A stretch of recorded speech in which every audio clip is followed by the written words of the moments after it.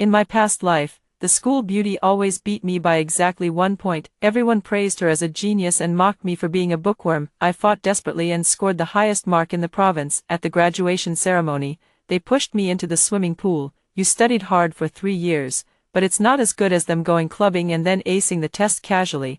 I was suffocated to death in the water. Only before I died did I realize, she could hear every answer in my heart. After my rebirth, I was admitted early. Then, in my mind, I started singing a nursery rhyme. When water flooded into my nasal passages, I heard laughter from the shore. Ha ha ha ha ha. Class monitor, you almost lost your life scoring 723, while Su Ning danced all night and scored 724. How do you have the nerve to show off? My hands clutched the pool wall, and 2 of my fingernails broke. No one pulled me up. Pei Suning stood by the pool, looking down at me, the corners of his mouth curved. I had once thought that smile was the kind of gentleness only a good friend could have. The moment the water surged over my head, countless images flashed through my mind. Every time there was an exam, she sat behind me. Every time the scores came out, she happened to score 1 point more than I did. Every time she was praised, there was an indescribable sense of satisfaction in the way she looked at me. In the last second before I died, I finally understood the meaning of that kind of satiation. She was eavesdropping on my inner thoughts. Every time I solved a problem, my mind would go through the complete train of thought and silently recite the answer. She sat behind me and heard every single word, without missing a thing, then add 1 point, always exactly 1 point more, make everyone think she was a genius, and leave me reduced to a mere foil. The pool water flooded my lungs, and before my consciousness faded, I had only one thought left. Why, when I opened my eyes again, it was the fluorescent lights of the classroom. The fluorescent tube buzzed, and chalk dust drifted up and down in the beam of light. At the podium, the homeroom teacher, old Joe, adjusted his glasses. The results of this month's exam are out. The top student in the grade is Pei Suning, with a score of 685. The classroom burst into applause. I jerked upright, knocking over the cup on the table, and cold water splashed all over my pants. People around me all turned to look. A voice came from the back row. Soft, with a hint of laughter. Jiyu, are you okay, Pei Suning? I slowly turned my head. She was sitting directly behind me, her long hair draped over her shoulders, the collar of her school uniform pressed crisp and neat, a pair of almond-shaped eyes sparkling brightly, harmless like a little deer. I remember this day. In the first semester of 11th grade, the results of the first monthly exam came out. She scored 685, and I scored 684. This was the first time she had surpassed me since transferring into the experimental class, and from this day on, she began telling everyone. During summer vacation, I taught myself the curriculum for the old 9 schools. After integrating everything, science subjects felt like I'd opened up my ran and do meridians. Everyone believed it, including me. I even admired her, taking the initiative to lend her my notes, helping her organize her wrong answers, and saying good things about her in front of the teacher. But now I know. I stared at her delicate face, and the suffocating sensation of drowning in my previous life surged up inside me. Pei Suning, you never taught yourself anything about the old 9 gates. Every bit of your score was stolen from my mind. She suddenly frowned slightly and tilted her head, as if she had heard something. My heart skipped a beat, and I immediately hummed a line in my head. 2 tigers, run so fast, run so fast. Pei Suning's brow furrowed even deeper. He rubbed his temples and looked away. I clenched my fists, my nails digging into my palms. In my last life, I had traded my life for one truth. In this lifetime, I'm going to use 300 nursery rhymes to make her pay it back. When the bell rang, I didn't turn back as usual to talk to Pei Suning, but instead picked up my textbook and walked straight out of the classroom. At the end of the hallway was the bulletin board for the physics competition sign-up. I stood in front of the notice board and read through the registration requirements word by word. A provincial first prize in the National Physics Olympiad can qualify one for direct admission. In my previous life, I never signed up, because Pei Suning said competitions were too grueling and that it would be enough for us to take the college entrance exam together. What she was really afraid of was never the hardship. What she was afraid of was that in the competition exam hall, she wouldn't be able to reach me, and couldn't steal my answers. I picked up the pen and wrote my name on the registration form. The force of the pen tip against the paper was so heavy it almost pierced through it. Footsteps sounded from behind. Jiyu, you want to take part in the physics competition? Pei Suning chased after me, his tone carrying just the right amount of concern. The competition conflicts with the college entrance exam. If you don't win a prize, You'll end up wasting time on both sides. I want to try. I didn't turn around and stuffed the registration form into the box. She was silent for 2 seconds, then smiled. Then I support you. I finally turned around and looked into her eyes. Those eyes were clear, bright, and sincere, exactly the same as the ones that had looked down at me by the pool in my previous life. I smiled at her. What was playing in my head was, "Little bunny, be good, open the door." Her smile freezes for a moment. I turned and walked into the afternoon sunlight. After returning to my seat, the first thing I did was not to work on practice questions. Instead, I unfolded a blank sheet of scratch paper and went over all the details from my past life once again. Pei Sunning seat, starting from the first semester of sophomore year, had always been directly behind mine. She chose the science track when the classes were split, because I chose the science track when seats were rearranged. She acted coy with old Zhou and said that sitting in front of and behind each other would make studying more efficient. Old Zhou actually agreed. Before every major exam, she would definitely discuss the questions with me beforehand. In reality, she was confirming what kind of approach I would use to solve them, and every formula in my head, every step of derivation, every silent calculation I muttered to myself,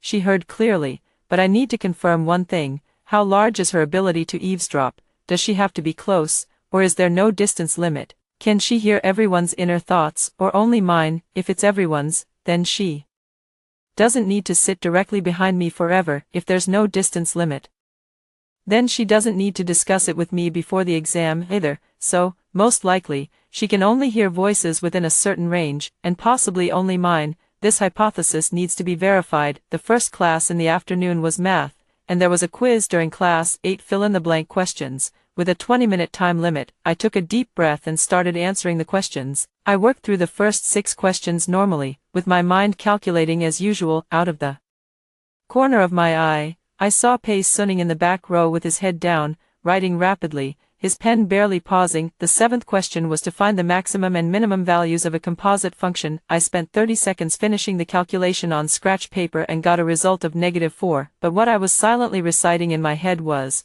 the answer is +7. Then I wrote -4 on the exam paper. Question 8 was a sequence summation problem, and the answer was 165. I silently recited in my mind, 100, no, this problem is so hard, it should be 213. I neatly wrote 165 in the answer blank. Papers collected. During the break, the math teacher graded them on the spot and announced a few people's scores. Shen Jiyu, full marks. Pei Sunning, the teacher paused, 96 points. Both question 7 and question 8 were marked wrong. Someone in the audience murmured softly, Sunning can be careless too. Pei Sunning's expression changed for a moment. She quickly flipped open the test paper and saw that for question 7 she had written +7, and for question 8, 213. Her fingers trembled slightly, then she lifted her head and, looking past my shoulder, fixed her gaze on the back of my head. I could feel that stare, a chill running down my spine, but inside I was as calm as still water. Confirmation complete. She can only hear my inner thoughts, probably within a range of 3 to 5 meters, and she can't tell whether what I'm thinking in my head is true or false. That is enough. After school, I didn't leave through the main gate. I went around to the back path of the school and went to the bookstore alone. There was a thick stack of textbooks for the physics competition, and I bought them all. Then I made my way into the stationery store next door and bought a pair of noise-canceling headphones and an MP3 player. When I got home, I closed the door, turned on the MP3 player, and downloaded 300 classic children's songs into it one by one. 2 tigers, Twinkle Twinkle Little Star, Count the Ducks, Pull Out the Carrot, Toss the Handkerchief, Little Donkey. From today on, these melodies have to be etched into my mind like breathing. I put on my headphones, hit play, and opened the first competition textbook. While listening to Under the Big Bridge in Front of the Gate, a flock of ducks swam by. I derived the rotational inertia formula for rigid body mechanics. In my previous life, I spent 3 years proving that I was the strongest. In this life, I'm going to use nursery rhymes to prove she's the most fake of all. At 2 in the morning, I finished all the exercises in chapter 1. When I took off my headphones, the melody was still lingering in my ears. I closed my eyes and tried to hum a song in my head while mentally working through a final boss-level college entrance exam problem. It was difficult at first, and my train of thought kept getting interrupted by the lyrics, but I gritted my teeth and practiced over and over. By 3 in the morning, I was finally able to run 2 lines in my head at the same time. One was mathematical reasoning, and the other was the melody of Little Swallow, like drawing a circle with the left hand and a square with the right. When practiced to the extreme, it becomes instinct. I opened my eyes and smiled. Pace Sunning, you stole the answer to my whole life. This time, every word I let you steal from me will be a nursery rhyme. 2 weeks later, the October monthly exam. This was my first official exam after my rebirth. The exam room seats were arranged according to grade ranking. I was second, Pace Sunning first, and I sat 1 row in front of her. She was still in that same seat, 1 spot diagonally behind me to the left, just within hearing range. When the exam bell rang, I opened the comprehensive science paper for the multiple choice section. I worked through it normally, my mind turning through the usual lines of thought. These basic questions weren't worth wasting ammunition on, and I couldn't let her become suspicious. When I got to the big question section, I began to set up my strategy. The first major physics problem was about the trajectory of a charged particle moving in a uniform magnetic field. On scratch paper, I worked through the derivation step by step, while in my head I was singing, "A little pug sits at the front gate, its eyes all dark and shiny, wanting to eat a meat bone, write the correct Lorentz force analysis on paper, but in my mind it's all pugs." At the final step of the derivation, when solving for the radius r, I wrote r equals 0, 2m on the paper. What I'm singing in my heart is, "Run forward, facing cold stares and mockery." No, that's wrong, I mixed up the channels. This isn't a nursery rhyme. I quickly switched back. Pull the radish, hey yo, pull the radish. The second major chemistry question was an industrial process flow problem. I analyzed the flowchart normally, and when I needed to write the key equations, I silently recited in my heart, "The little mouse climbed the lamp stand, stole some oil and couldn't get down." What I actually wrote on the exam paper was the complete ionic equation. After practicing this dual-track thinking for 2 weeks, it was already much smoother than at the beginning. I didn't sing every question, that would be too tiring and unrealistic. I only switched channels at the exact moment the key answer appeared, so what she heard was always a jumble of gibberish. After finishing the comprehensive science exam, Pace Sunning walked past me, her face pale. She stopped me and said in a natural tone, "Jiyu, did you solve the last big physics problem?" I thought it was really hard. In my past life, I would have explained the approach to her in full, and then she would use it in the next exam. This time, I looked at her and shook my head. I didn't finish it.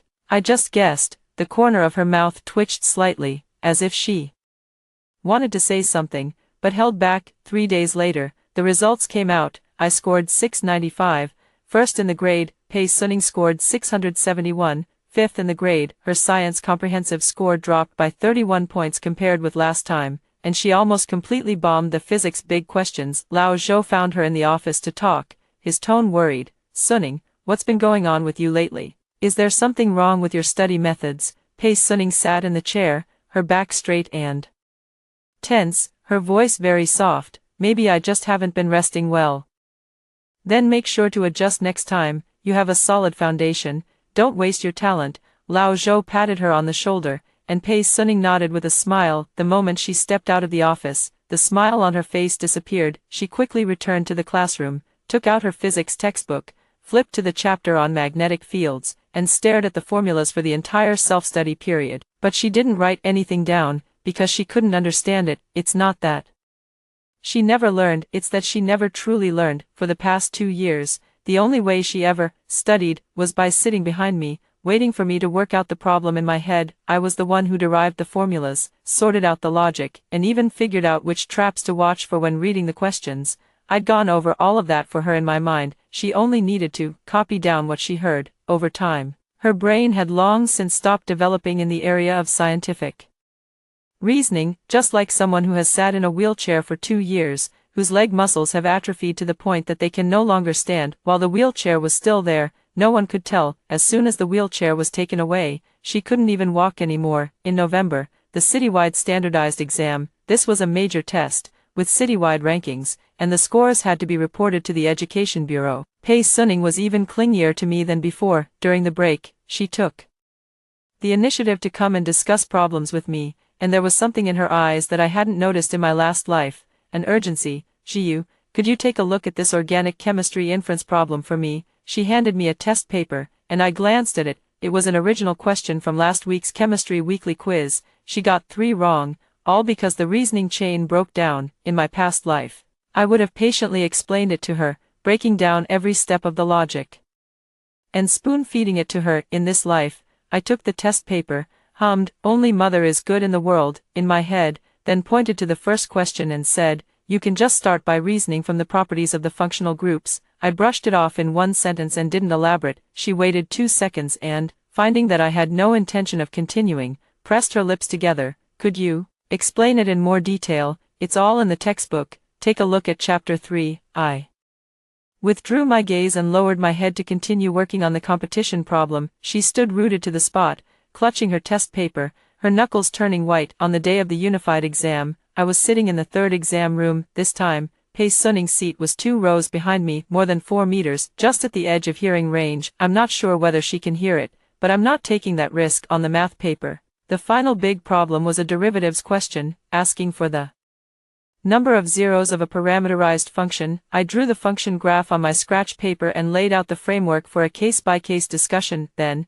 in my mind, I started up, counting ducks. Under the big bridge in front of the door, a flock of ducks swam by. Come on, count them, 2, 4, 6, 7, 8. The classification discussion under my pen advanced with precision, while the language layer of my brain was full of ducks. I had already gotten used to this split, like a pianist, with the left hand playing Bach and the right hand playing Beethoven. The 2 melodies did not interfere with each other. During the science exam, I even started to enjoy this feeling. For the final question of the physics finale, while calculating electric field superposition, I finished singing the entire song, "The Little Girl Who Picks Mushrooms," in my head. After finishing the last exam, Pei Suning came out of the exam room with red-rimmed eyes. She walked to the vending machine at the corner of the teaching building and bought a can of coffee, her hands trembling. I watched her from afar. I didn't feel sorry for her. When I died in the pool in my previous life, she had watched me from just as far away. After the results came out, it was a sensation. I scored 726, first in the city. Pei Suning scored 643, 87th in the city. Old Zhou called her into the office, and this time his tone was no longer gentle. "Pei Suning, what's wrong with you? You've dropped from first in the grade to not even making the top 50. At this rate, I won't even be able to keep your spot in the experimental class next semester." Pei Suning kept her head down and said nothing. "Didn't you say you'd studied a lot of extra material on your own? Then why are you losing points on basic questions?" Her shoulders trembled slightly. "Teacher, I haven't been feeling very well lately." "Then adjust your mindset. Look at Shinji. He has to deal with competitions and exams, and still ranked first in the whole city." When I passed by the office door, I happened to hear that sentence. Pei Suning looked up and met my gaze through the window glass. In that gaze, I saw hatred. In my past life, I looked at her with that same gaze. "This time, it's your turn," I sang. "Little swallow wears a flowered dress," in my heart,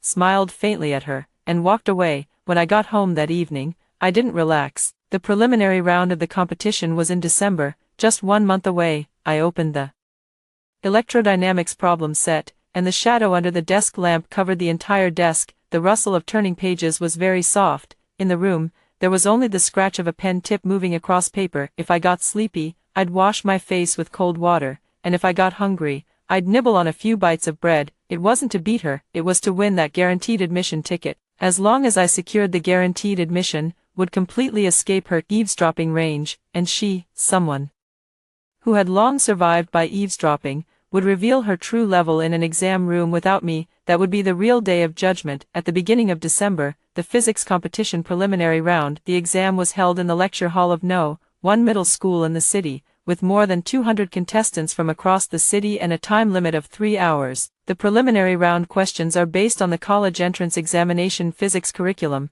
but their depth goes far beyond the textbook, requiring solid mechanics analysis and mathematical skills. Pei Suning did not register, so this was my first time taking an exam in an environment where I wasn't being eavesdropped on at all. Sitting in an unfamiliar classroom, surrounded by students from other schools, the air was thick with the smell of ballpoint pen ink and tension. The bell rang, and I opened the exam paper. 8 major questions, covering everything from classical mechanics to thermodynamics, from electromagnetic fields to optics. No one was eavesdropping behind me.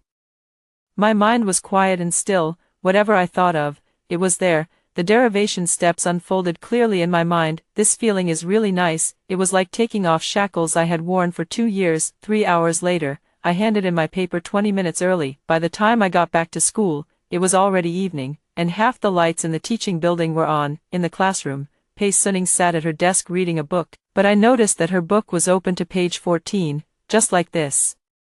Morning, the entire day, she hadn't turned a single page. When she heard the sound of me pushing the door open, she looked up and forced a smile. How did the exam go? Not bad. I sat back down in my seat and took out my homework notebook. She hesitated for a moment, then said softly, Jiyu, have you organized the scope for the final exam? Could you lend it to me to take a look? I didn't organize it. Oh. Then do you have the most recent notes? Suning, I interrupted her, turned back and looked straight into her eyes. Don't you take notes yourself? Her expression froze. Knew the answer. She didn't keep them in mind. She never took notes, because she simply didn't need to. During class, as long as she sat behind me, while I was listening, my mind would naturally repeat the key points, understand the concepts, and connect the knowledge points. She would hear all of it during exams, when she sat behind me. Every step of my reasoning as I solved the problems was directly copied by her. She didn't even need to understand, she just needed to transcribe.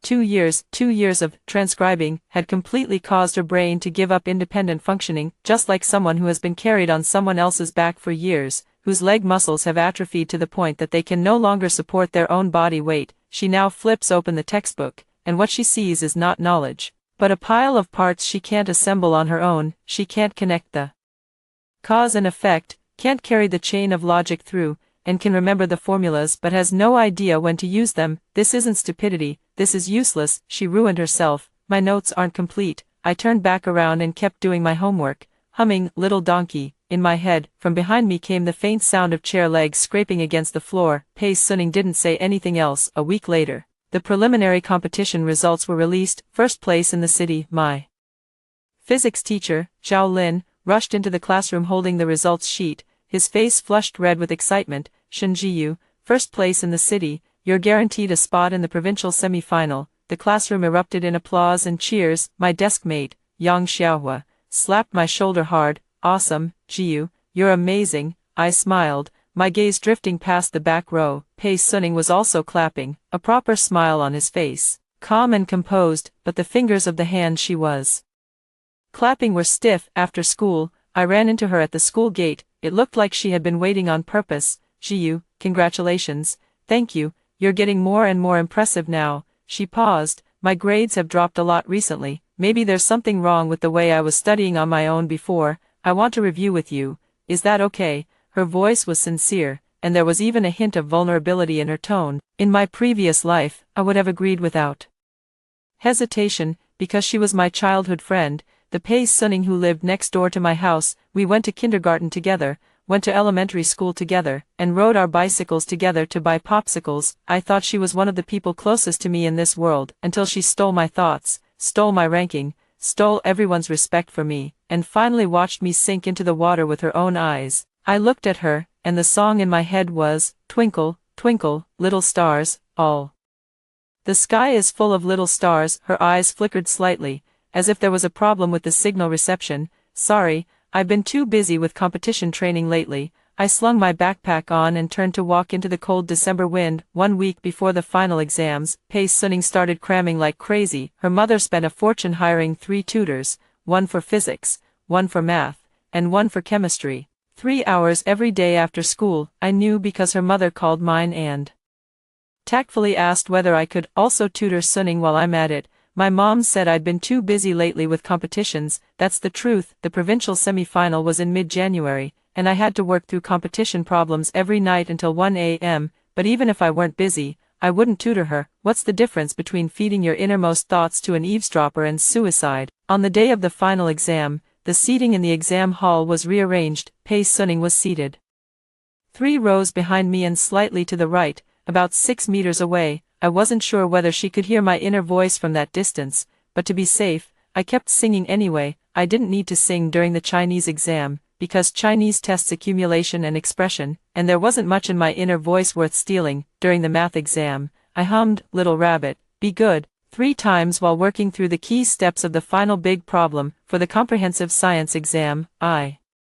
replaced all the inner thoughts, expressions of the key answers with nursery rhyme lyrics. By the end of the entire exam, my palms were covered in sweat, but the paper itself was neat and beautiful. The day the results came out was Friday, and Lao Zhou announced the rankings during the class meeting. First in the grade, Shen Jiyu, 731 points. Second in the grade, he flipped through several pages of the roster. Pei Suning, 39th in the grade, 628 points. The classroom erupted into a buzz. 39th place, the top student in the grade at the start of the semester had fallen all the way to 39th place after just half a semester. Someone whispered, "Wasn't she a genius? How did she drop so much? Were her previous grades inflated or something?" "Don't talk nonsense. It might just be a mindset issue." Pei Suning sat in her seat, her expression blank. She didn't cry, and she didn't explain, but I noticed that her hand had been tightly gripping the hem of her school uniform.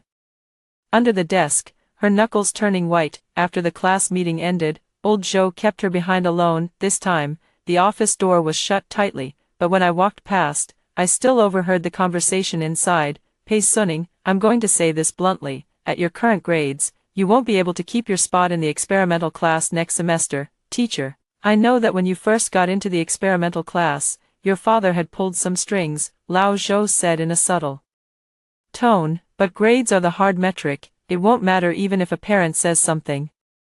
If you keep slipping like this, the school will ask you to go back to the regular class." Silence, a long silence, then Pei Suning's voice rang out, hoarse like sandpaper scraping against sheet metal. "Teacher, I'll catch up." I stood at the end of the hallway, watching the figures running on the playground outside the window. Catch up? How could she catch up? Her brain was no longer a normally functioning engine. It was a scrap machine that had been left idle for 2 years, with internal parts rusted and gears misaligned. It's not something that can just be started by pouring in a little oil. What she needs is to be assembled from scratch. But starting in the second semester of 11th grade, they'll move into the first round of review, and time won't wait for her, and all I need to do is win a medal at the provincial semi-final, then get admitted without taking the exam, then, on the final battlefield, completely let go, let her free fall. On the first day of winter break, I received my admission ticket for the provincial semi-final. Exam date, January 18. I pasted my admission ticket on the wall in front of my desk and took a deep breath before opening the competition problem set. Snow was drifting outside the window, and the desk lamp illuminated lines of densely packed formulas. I lowered my head and worked on the problems, and my mind finally grew quiet. No need to sing children's songs, no need to guard against anyone, only pure physics. This feeling is too luxurious. I never enjoyed it in my past life. January 18.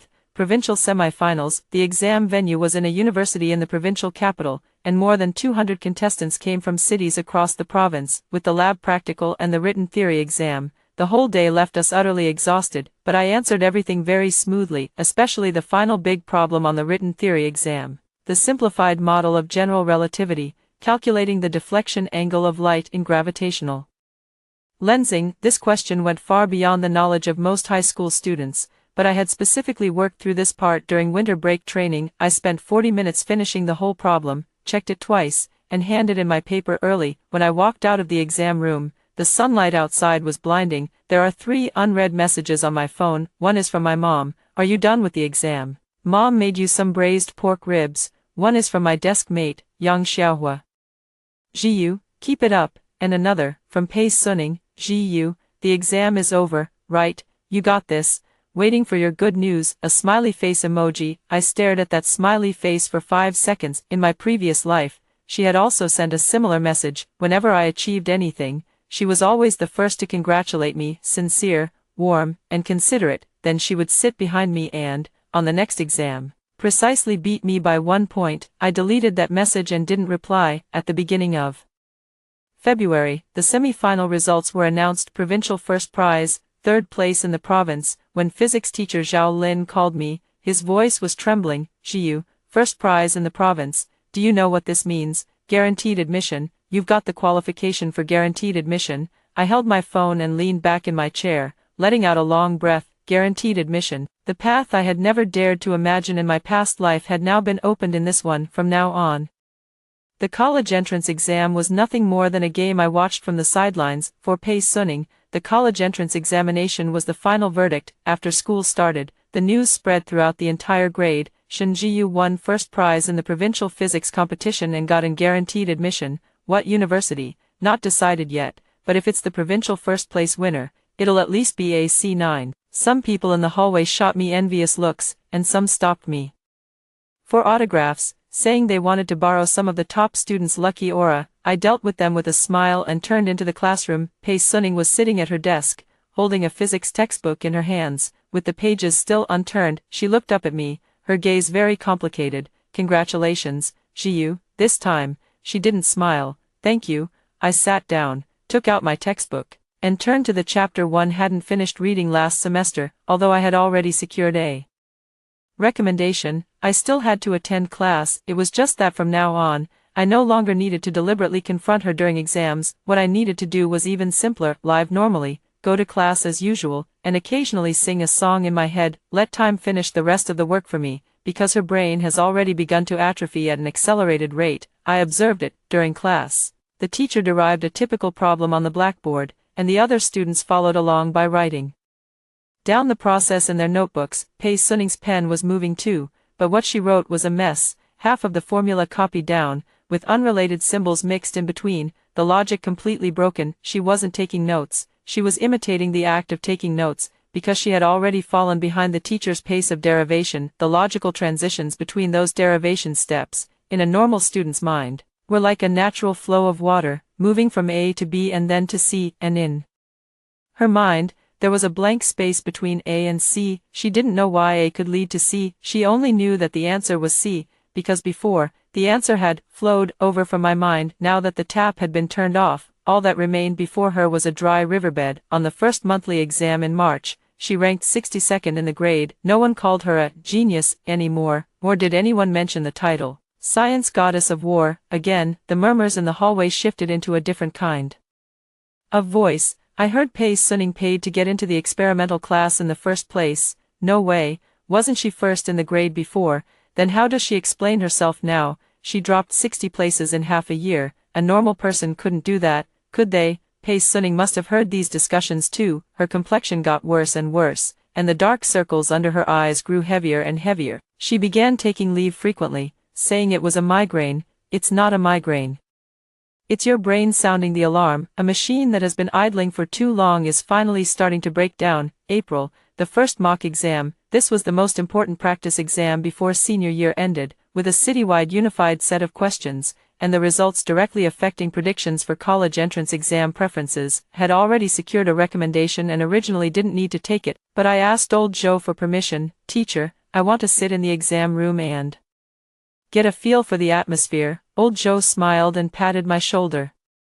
Sure, treat it as practice. He didn't know my real purpose. In the exam room, Pei Suning sat in the second row behind me on the left, a distance of about 4 meters. I opened the math test paper and started doing the problems. For the multiple choice and fill-in-the-blank questions at the front, I thought through them normally, without hiding anything, because she had heard those basic questions too many times before. Even if she heard them now, it would only be a confirmation of answers she already knew. But when it came to the later big questions, I switched on nursery rhyme mode. Question 19, Analytic Geometry. My pen flew across the paper, setting up line equations, solving systems with curves, using Vietta's formulas to find sums and products. In the language layer of my brain, playing was Little Conch Horn. The little conch shell blows ddd, and the seagulls spread their wings and fly after hearing it. After I finished the last step, the answer was 3 over the square root of 2. What I was singing in my head was, they are taking my little conch shell,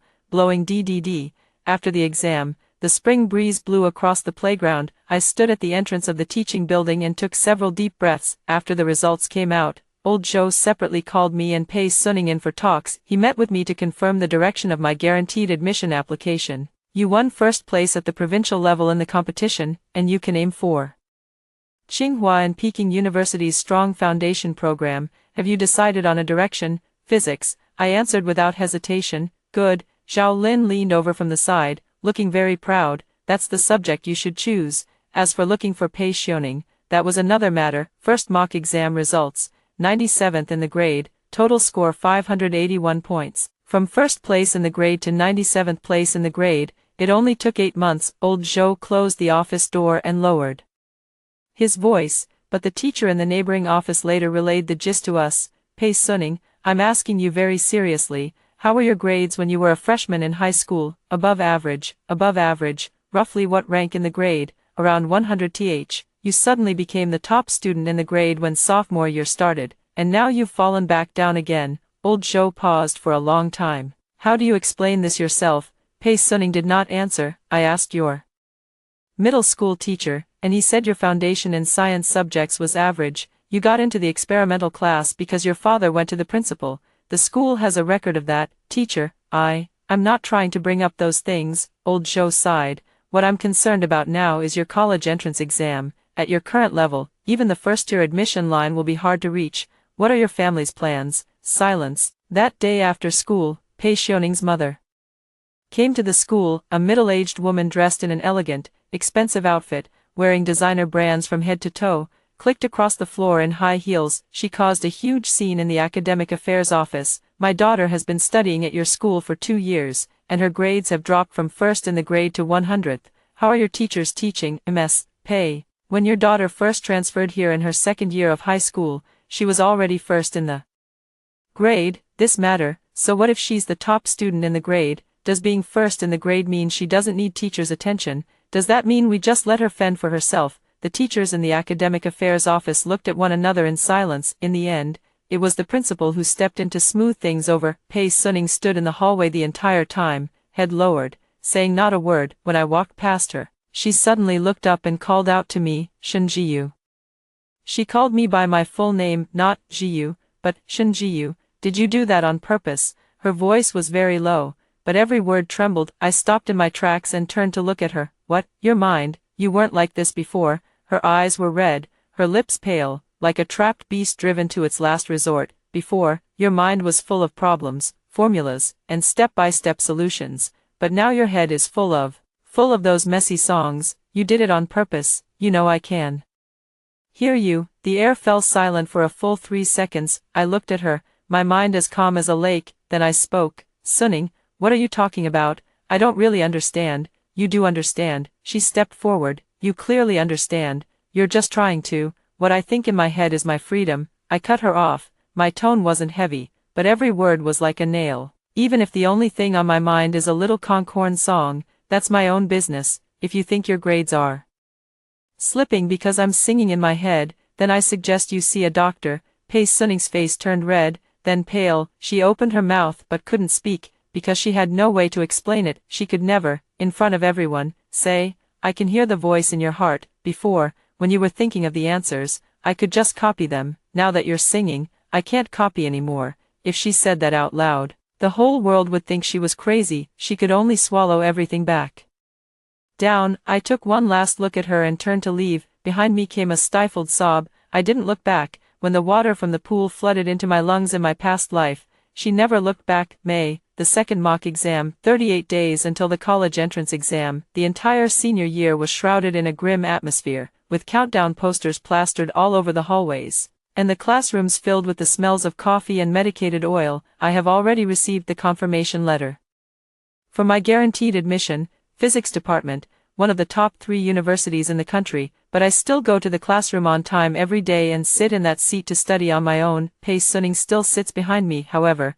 her condition is getting worse and worse. Her desk was piled with all kinds of tutoring materials, but every book she opened had notes on only the first few pages, with the rest completely blank. When she had private tutoring sessions, the tutor would explain a problem, and she would nod at the time as if she half understood. The next day, when a similar problem with different numbers was placed in front of her, she would be completely at a loss again, because her brain had already lost the ability to transfer knowledge. So-called transferability means extracting the logical framework from the solution to problem A and applying it to problem B. Ordinary students repeatedly train this ability over years of study, and their neural pathways become stronger and stronger. But over the past 2 years, Pei Suning has done only one thing: dictation. She has never extracted a logical framework on her own. Her transfer circuits have never even been formed. Now, asking her to build it from scratch is like asking someone who has never run before to compete in a marathon. It's not impossible, it's too late. For the second mock exam,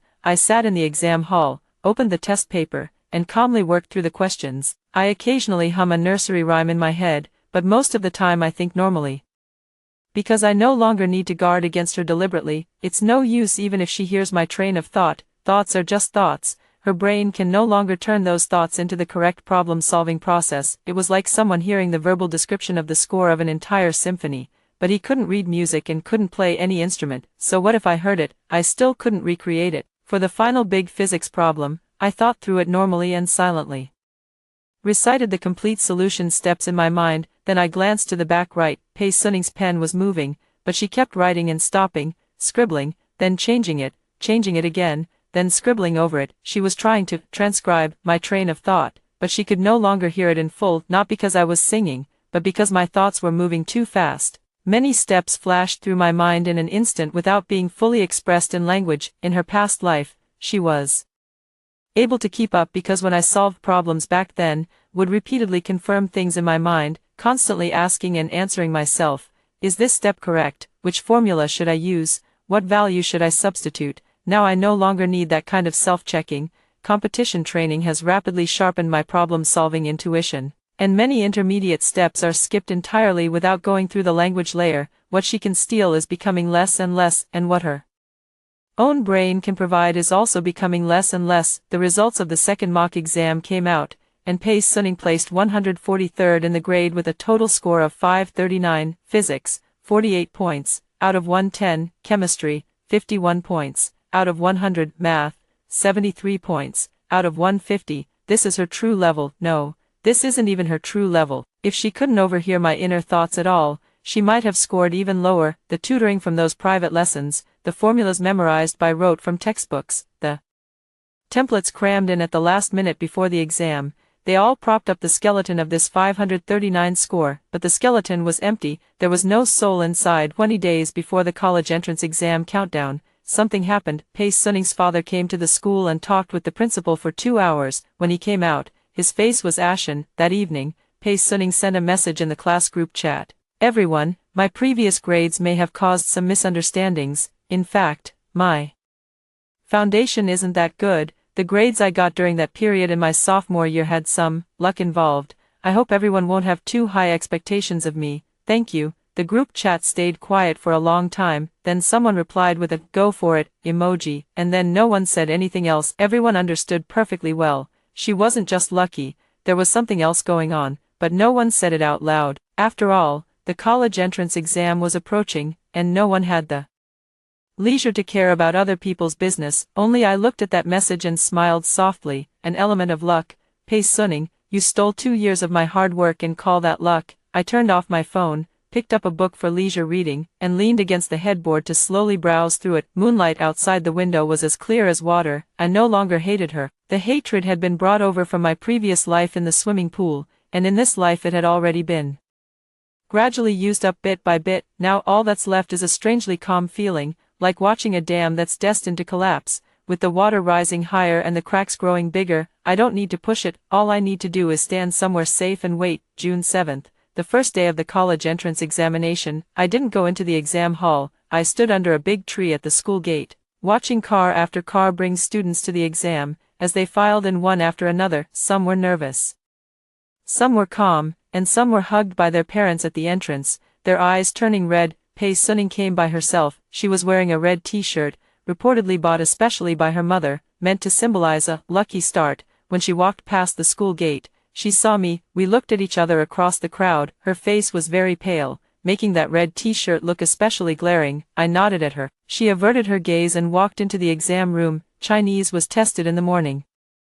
Chinese was the only subject she didn't need to rely on my inner voice for. Reading comprehension depended on accumulation, and essays on expression. She still had some foundation in those areas herself, but the afternoon math exam was the first real test. I didn't know where her math exam room was, and I didn't know who was sitting next to her, but I knew I wasn't in that exam room. Her ears, or rather, that ability of hers, couldn't pick up any familiar frequency in the exam room surrounding her.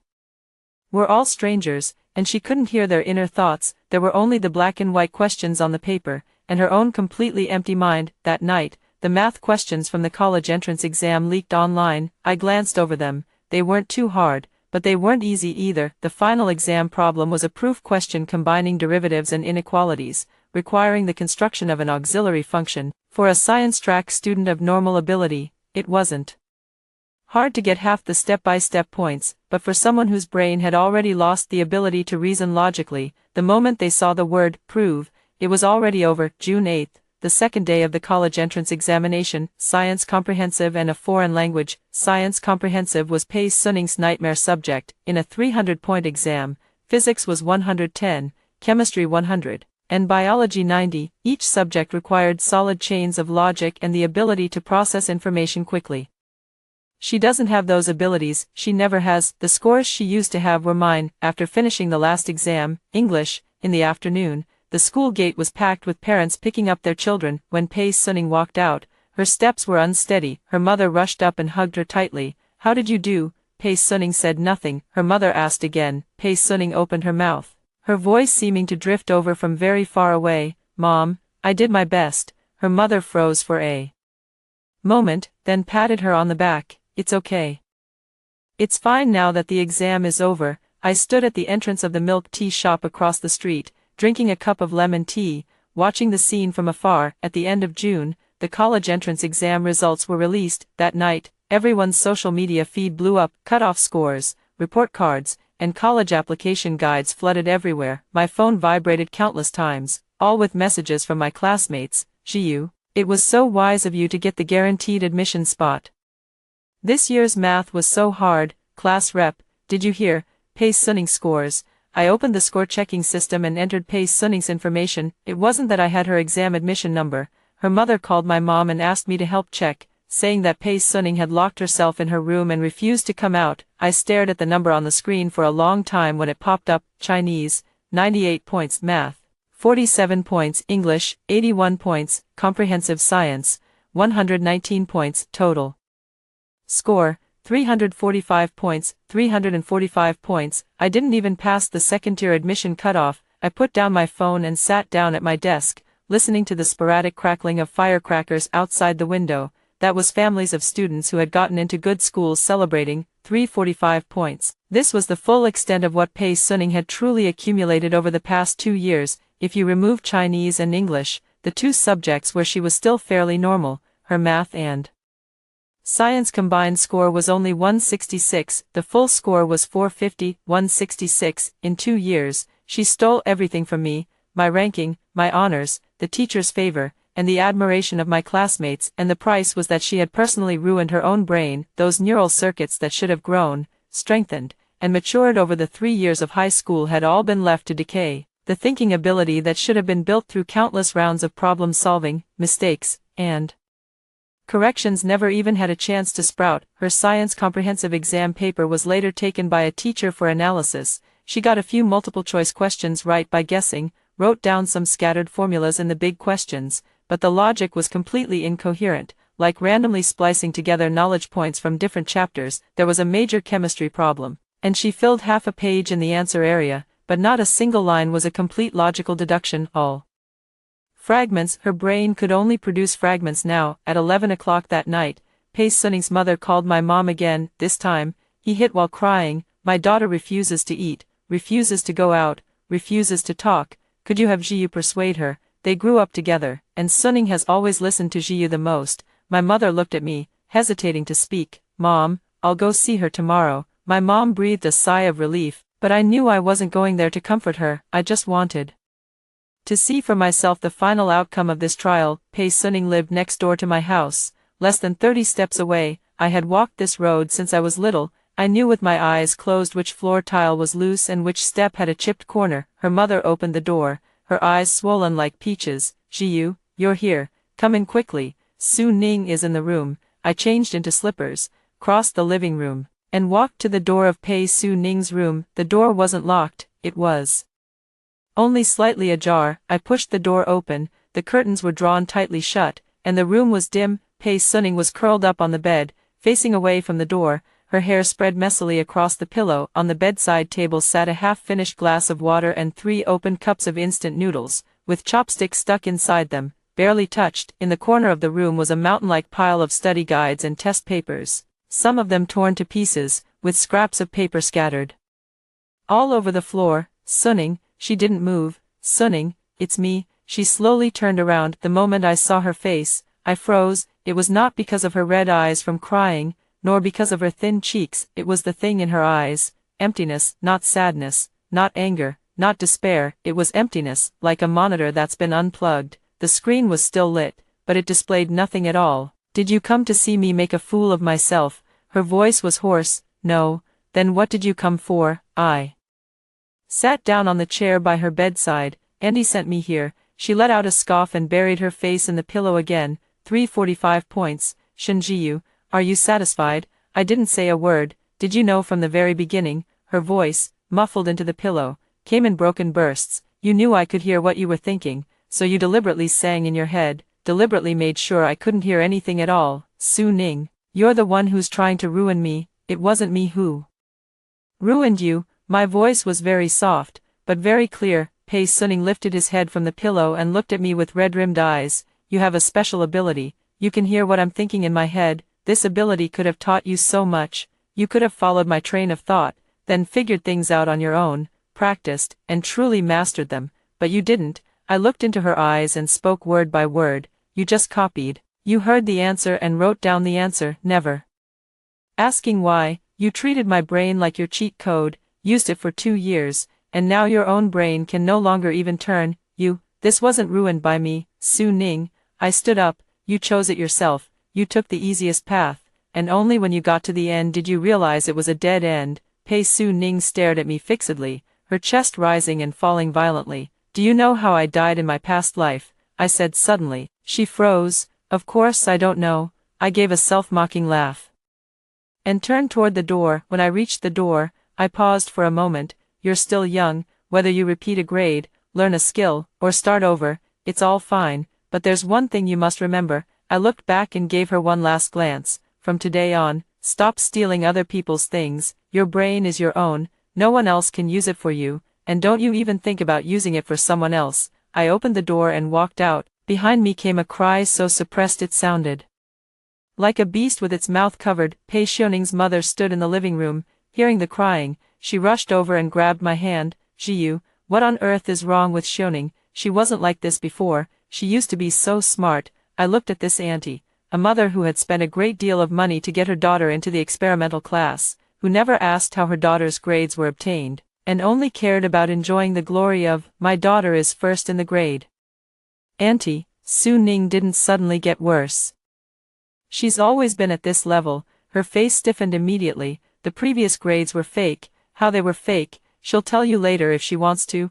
I let go of her hand, put on my shoes, and opened the front door. Outside, the sunlight was dazzling, and the July air was scorching hot. The neighbors' children were playing hopscotch in the alley, chanting, "Little rubber ball, kick it with your feet, Malin blooms at 21. I stood in the sunlight and listened for a while, suddenly thinking that this song was really pleasant to hear, better to hear than any exam score. At the end of August, I stood at the university gate dragging my suitcase. The sycamore leaves gleamed in the sunlight, and the welcome banners fluttered loudly in the wind. The senior girl from the School of Physics was holding up a sign to pick up the new students, and her eyes lit up when she saw my name, Shinji-yu, the one admitted through the competition recommendation. "The senior has been waiting for you for a long time." I smiled and greeted her, then dragged my suitcase into the campus registration, collecting the key, making the bed, and organizing the wardrobe. My roommates were 3 girls from different provinces, all science students, and all cheerful in personality. On the first night,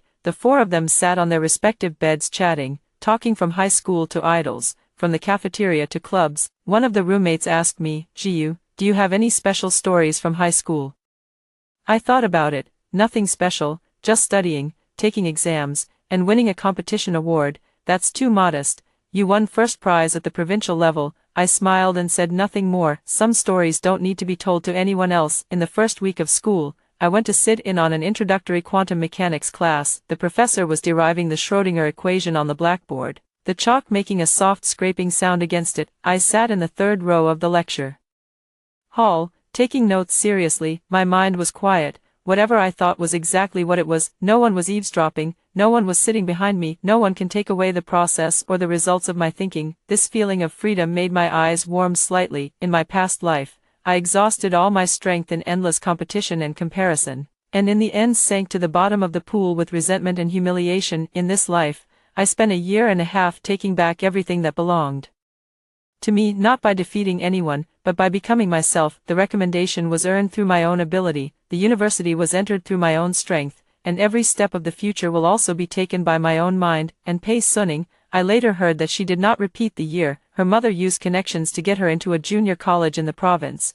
where she studied tourism management. It is said that after enrolling, she was very quiet, hardly talked to anyone, and her grades were average. No one knew that she had once been the top student in her grade at a key high school. No one knew that she had once possessed the ability to eavesdrop on other people's inner thoughts. I don't know whether that ability has disappeared, and I no longer care, because even if it were still there, it wouldn't be able to steal anything anymore. It could steal answers, but it could not steal the ability to think. It can steal your scores, but it can't steal real knowledge. It can steal momentary glory, but it can't steal the real skills a person has built through countless nights, countless problems, countless failures, and countless fresh starts. On a September night, I sat by the window in the library and opened an English physics textbook. Outside the window, the ginkgo leaves had begun to turn yellow, and the autumn breeze drifted in with the fragrance of osmanthus blossoms. I lowered my head and derived a newly learned formula on my scratch paper. My mind was very quiet. Occasionally,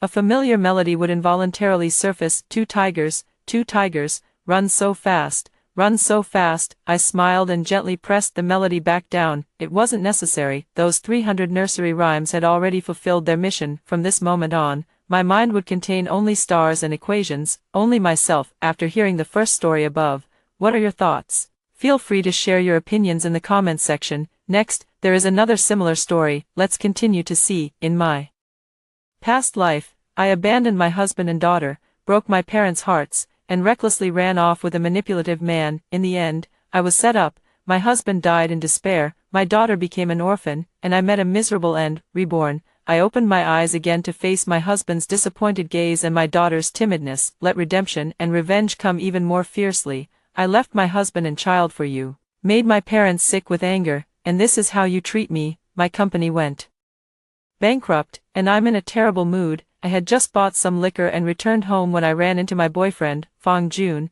and my best friend, Lu Yuan. The two of them were only wearing very revealing clothes, hugging each other in my bedroom, and there were used tools in the trash can. Seeing this scene, my head buzzed, and I completely exploded, reaching the peak of anger. To make matters worse, I lost my composure and hurled the wine bottle at them with all my strength. Bang! The wine bottle smashed against the wall, splattering wine and shards of glass everywhere, just like my shattered heart. The next second, slap, a sharp slap landed forcefully on my face. My face instantly burned with heat. I widened my eyes and looked over in disbelief. My boyfriend, who usually obeyed my every word, was now glaring at me with a fierce expression. He cursed at me with a look of disgust. Bitch, I slept with your best friend, so what? You're no good either. You deserve it, bitch. These two words made me feel as if I had fallen into an icy cellar, feeling incredibly ironic. Then I saw Lu Yuan holding Fang Jun's arm, giving me a provocative look. One is my boyfriend, whom I divorced, abandoned my daughter, and broke ties with my parents to be with.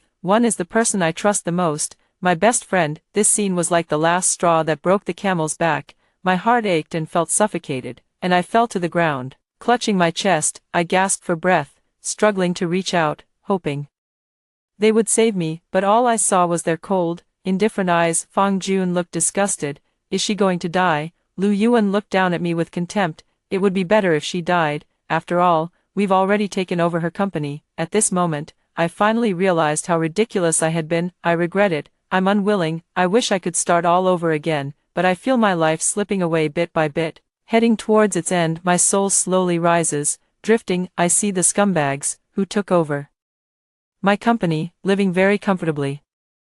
I am filled with grief and indignation. Yet there is nothing I can do. Yes, I deserve all of this. I have let down my husband, and even more so, my daughter. On the 7th day after my death, I mustered the courage to drift to my husband's home. My husband's diary was on the bed, and he was flipping through it. June 1, 2016, today we got married, and I finally married the woman I love. I vowed to treat her well for the rest of my life. August 5, 2018, our daughter was born. It seems I'll have to work even harder to support the two of them from now on. August 2, 2024, my wife hasn't come home for 3 days and has asked for a divorce.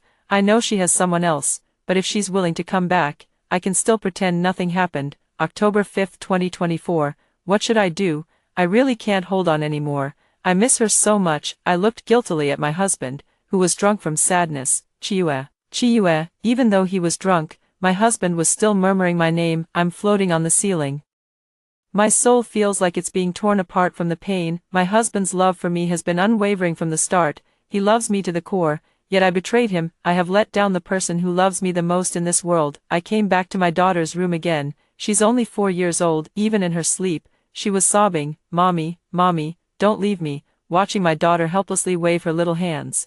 I knew she was having a nightmare. "Mommy, Mommy, Mommy." The daughter woke up, crying and shouting, looking everywhere for her mother. Yao Yao. No matter how loudly I shouted, my daughter couldn't hear my voice. "Mom, Yao Yao, I was wrong. I really know I was wrong. Hurry back. I want to hold my Yao Yao." Husband, husband, wake up quickly. Yao Yao is looking for her mom. I am both anxious and helpless, wishing I could be by my child and husband's side right away. Husband, I know I was wrong. I truly regret it. How I wish we could go back to how things were before. At that moment, I discovered that my husband had actually stopped breathing. He never had a good tolerance for alcohol to begin with. Husband, wake up, I beg you. I was frantic with worry, but no matter how much I called out, he couldn't hear me, and there was nothing I could do. Husband, don't die. Someone, please save my husband. I was extremely anxious, but couldn't help him at all. My husband is going to die. My heart was utterly broken, and I fainted from the shock. When my soul awakened again, my husband was already dead. It was all because of me that I caused his death. I am truly in so much pain. Perhaps this is heaven's punishment for me and my daughter. Mom wants to see you again. Both my husband and I are dead, so she can only live with her lame grandmother. When I found my daughter Yao Yao, I saw her small figure, wearing dirty clothes, dragging a bag full of garbage. She followed her limping grandmother, picking up trash. Yes, I've squandered all my wealth. My husband is dead, and my daughter and mother-in-law have no source of income. Daughter, I'm sorry. I want to hug my daughter, but I can't even touch her. My heart aches so much, I could only wander behind them. A few days later, my mother-in-law fell ill and was bedridden. My Yao Yao had to go pick up trash alone. I saw her pick up half a steamed bun from the trash can and bring it to her mouth. No, Yao Yao, it's dirty. Don't eat garbage. I wanted to stop her, but I was powerless. Yao Yao curled up into a ball, crying as she ate the dirty bun. Dad, Mom, I'm hungry. I deserve to die. It's Mom who deserves to die. Thud. At that moment, several more children began hurling stones at Yao Yao. Beggar, stone her to death, you filthy little thing. They laughed as they threw the stones. Don't bully my daughter. I stood in front of them, but the stones passed right through me. I couldn't protect my daughter at all. Then, in the distance, 2 men with shifty eyes approached. The man with triangular eyes muttered quietly, "There are no adults around. Let's take her." I was startled. At that moment, 2 men approached Yao Yao with ill intentions. "Yao Yao, there are human traffickers, run." But Yao Yao couldn't hear my words. I heard another dark, fat man say sinisterly to the man with triangular eyes, "Take her to the mountain gully, cripple her, and she won't be able to run away. They want to cripple my daughter, my flesh and blood. She's so well behaved. She's only 4 years old. Don't touch my daughter." I was heartbroken and went up to pull them away, but it was useless. I could only watch helplessly as they dragged Yao Yao away. My soul was in such agony, as if it were being roasted over a fire. Daughter, I am a sinner. I deserve to die, to be torn to pieces. It was I who ruined you. My soul is also fading away bit by bit. Suddenly, I woke up with a start. I have been reborn. I sat up abruptly, finding myself in my bedroom at home. Could it be a dream? I repeatedly observed and confirmed until, finally, I was certain. At this time, I haven't gotten divorced yet, my husband is still alive, and my daughter hasn't been kidnapped. That's great. Everything can start over. I cried tears of joy, thanking heaven for giving me a chance to live again. In this life, I will cherish them with all my heart. Daughter, yes, my daughter. I rushed out of the bedroom and saw Yao Yao sitting obediently on a stool. She was holding a bowl larger than her face, drinking the cold noodle soup left from the instant noodles. She was so small, just starting kindergarten. She should have been at an age to be pampered by her parents, but in my previous life, as her mother, didn't care much for her, and I don't know how much hardship she endured. Overwhelmed with guilt, I quickly went over and took the bowl from her. My heart ached as I looked at Yao Yao. "Don't drink this. Mommy will go cook for you." When I reached out to touch her, she immediately shied away. Looking at me timidly, I awkwardly withdrew my hand, knowing that I had neglected Her too much in the past. As a mother, I am simply not qualified. In an instant, my heart was filled with immense bitterness. I tried hard to hold back, but I couldn't control the tears from flowing down. Mom will go make something delicious for you. I wiped away my tears and was just about to head to the kitchen when Yao Yao suddenly hugged my leg. As I bent down, she used her little hand to wipe my eyes. She lowered her head and comforted me with a tearful voice. Yao Yao isn't hungry, Yao Yao eats very little. I'm willing to go to Grandma's house and won't be a burden to Mom and Dad. Mom, don't cry. My heart aches with a sharp pain. What on earth have I done to deserve this? My daughter is clearly so well behaved, yet I still have to send her to her disabled grandmother's house. I'm truly not human. At that moment, the sound of the door opening echoed. It was already dark outside, and my husband had come home. Seeing him, I felt a surge of excitement and wanted to rush forward and hold him tightly, but the look in his eyes was filled with disappointment. In my previous life, my business had run into some problems around this time, and, encouraged by Lu Yuan, she has already started an ambiguous relationship with Fang Jun, often not coming home. My husband sighed at me. Don't send Yao Yao away, I'll go find a job. From now on, I'll work to support this family. Previously, after I started an internet company and made some small money, I began to get carried away. My husband was originally a AI technical professional with great prospects. I claimed to want to become a strong, independent woman, forcing my husband to give up his career and resign to take care of the children at home, all under the pressure from Lu Yuan and me. I was truly selfish. Now, with the company in a difficult situation, I have to send my daughter away. Seeing my husband hesitate to speak, I knew he was preparing to go out and work to support the family, but that won't do. He should still be a technician. I quickly interrupted him. No need, I already know why the company is having problems. I can support this family. At this point, I was filled with anger. It was all Lu Yuan and Fang Jun causing trouble, not only trying to undermine my company but also ruining my family. In this life, I will not let either of them off. Hearing me say this, my husband was half convinced and half doubtful, his face full of vigilance. I sighed inwardly, understanding that he didn't trust me.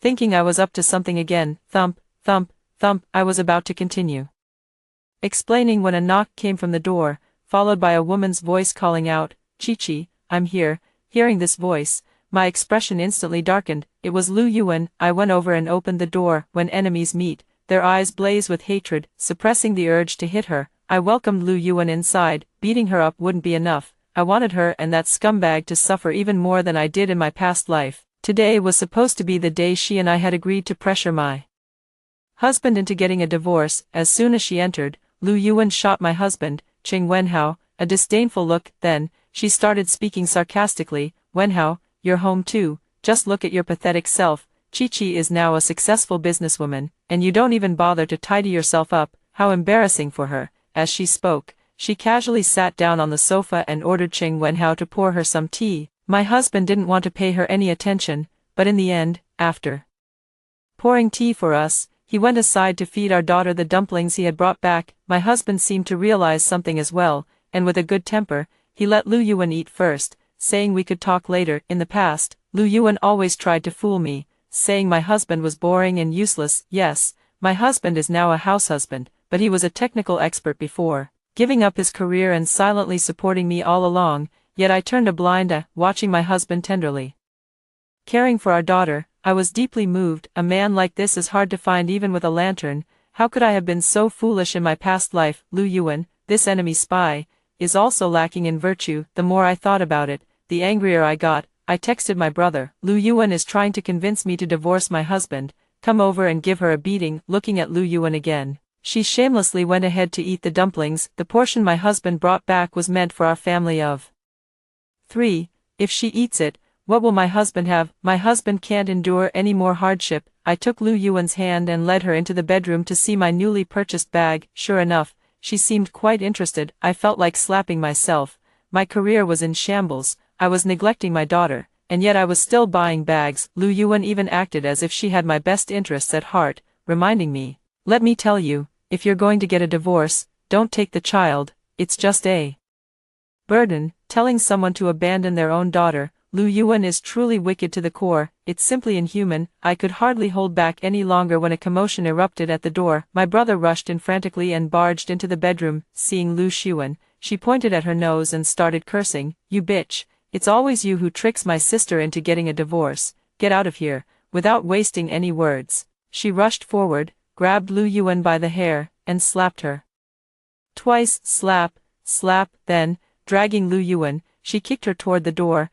Chi-Chi, save me, Lu Yuan cried out in pain while calling for my help. I pretended to be anxious, slipped, and fell to the ground. By the time I got up and reached the living room, my brother had already kicked Lu Yuan to the door. My husband was trying to mediate the fight, but he only stopped his brother from hitting Lu Yuan on the head. Probably to avoid causing serious trouble, he himself pretended to lose his balance and took the opportunity to step on Lu Yuan's ankle, making her cry out in pain. I almost laughed out loud, never expecting my husband to have such a clever, cunning side to him. After the initial passion faded, it seems I never really got to know him that well. Believing Lu Yuan's slander, she thought her husband was dull. Seeing that it was about time, I quickly went over to pull them apart. Liangzi, you stop right there. I pretended to be angry and scolded my brother a couple of times, then hurriedly pulled Lu Yuan out the door. Downstairs, I saw Lu Yuan with a swollen face, several finger marks on both cheeks. Her body was covered in footprints. She was clutching her waist and limping on one leg.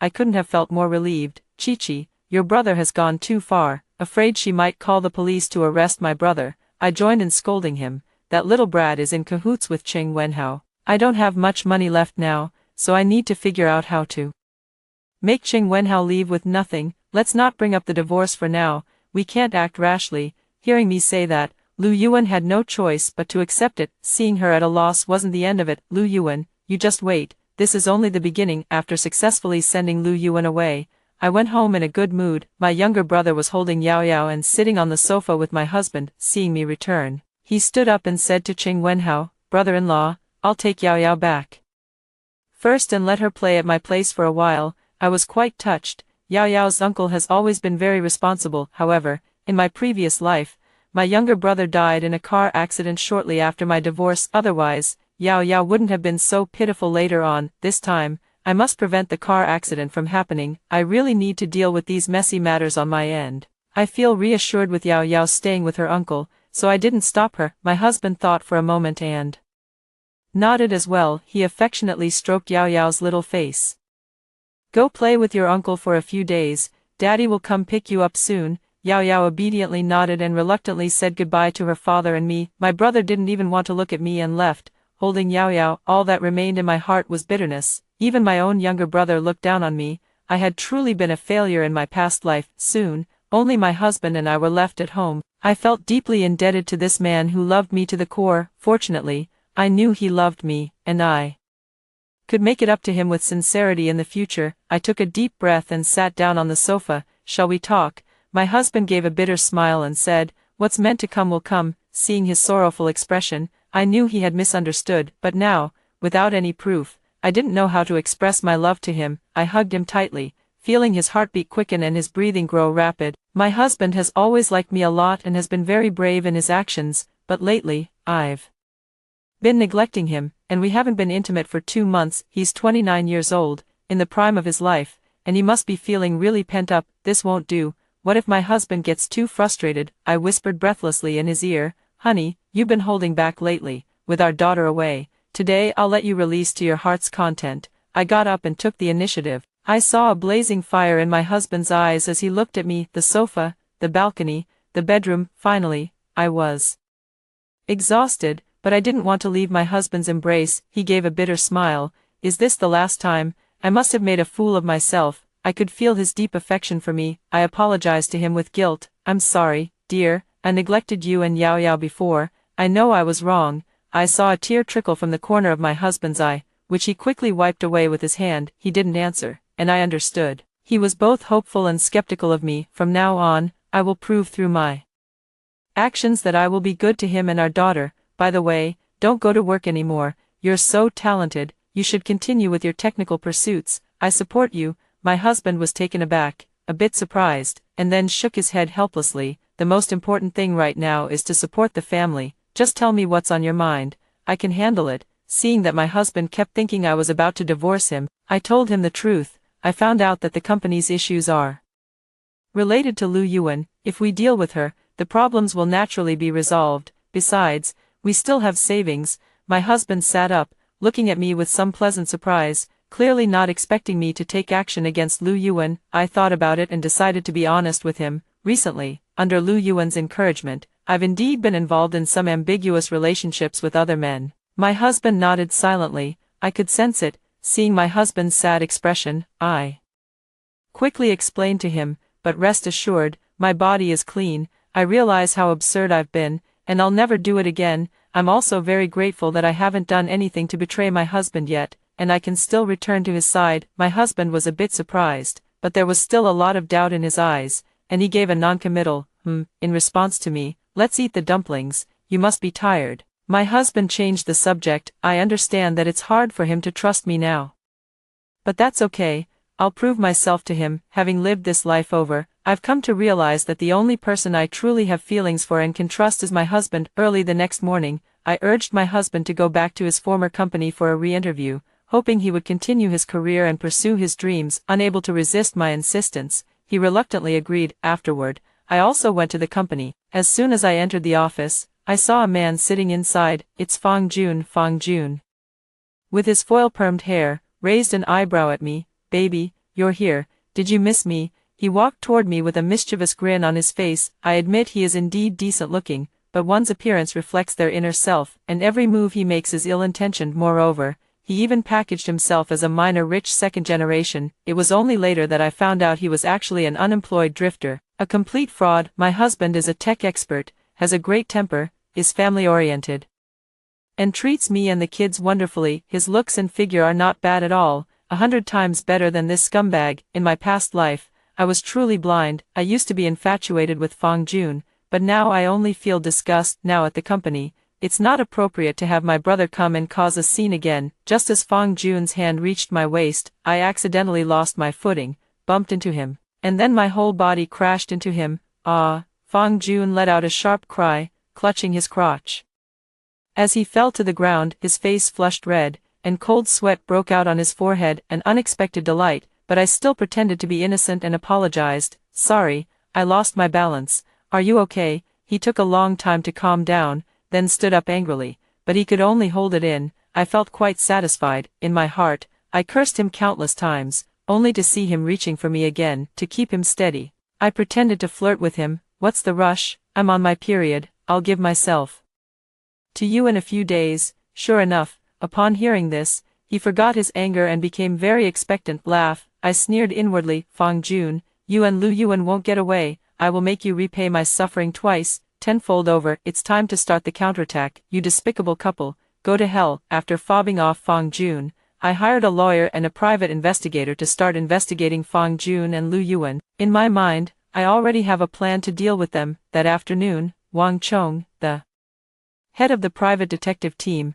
sent me a recording. In the recording, it was exactly what Lu Yuan said privately to Fang Jun. Delays breed trouble. Next time I find an opportunity to get her drunk, you should just force yourself on her, so she won't keep wavering. I was chilled to the bone. Lu Yuan, I considered you my best friend, yet you repeatedly tried to harm me. You even wanted that scumbag to humiliate me. It seems hiring this detective was the right decision after all. Then I'll start with you first. Lu Yuan is the supervisor at my company. After work, she indeed came to the office to invite me out for a drink. On the surface, I tried to act as if nothing was wrong, but deep down, I wished I could slap her mouth crooked. She even put on a concerned and earnest expression, advising me, if you ask me, if there's no love, it's better to get divorced sooner rather than later. How many years of youth does a woman have, right? You should enjoy life while you can. Trying to trick me into abandoning my husband and daughter again.